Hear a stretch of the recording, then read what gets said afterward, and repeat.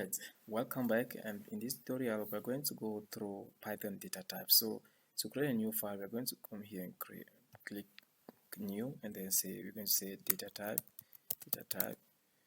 okay, put it in a small capital, small letters, data type .py, py being the extension meaning Python. Okay, so in this tutorial let's first do something, and we're going to say, okay, we're going to create let's say we have a gift. Okay, so there are gifts that are to be bought, so we're going to say number of gifts, for example, equal to, this is called camel case. Okay, and it's nice to always put variables like this, or because it helps to understand what exactly you're talking about. Okay, so always try to be as explicit as possible, but of course you always have to find a way to reduce it a little bit so that it's not too long, but make sure you always put something that is readable or understandable. So let's say we have 15 gifts, and we're going to say the cost per gift. Let's say it cost $7.99. okay, and we have the number of persons that are going to get that gift, number of, or we can just say num, at least that is explained. I mean, it's easy to understand, num of persons.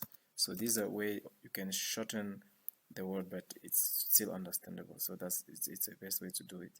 Then number of persons, I can say 5 people. Okay, so this is a whole number. It's called integer. Okay, integer. This is with the comma, so it's called a float. Okay, it's called a float, or so it's also known as a double. Okay, this is also a whole number or an integer. Okay, known as an integer.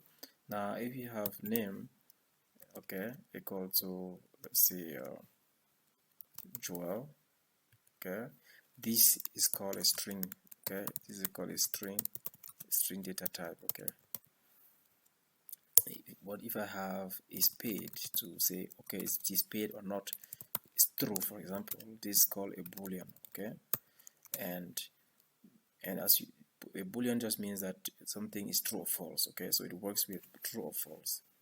If something exists, it says it's true. If it does not, then it's false. Okay, so it helps you check or if something is valid or not. And then these are the basic data types that you can have in Python.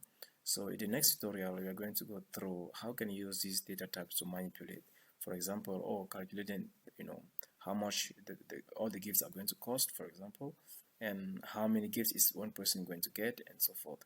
So I'll see you in the next tutorial, so we can go through together and of course see how we can do that. Okay, so if you haven't subscribed, please subscribe, send your comments and let me know what you want to learn, and I'm going to help you.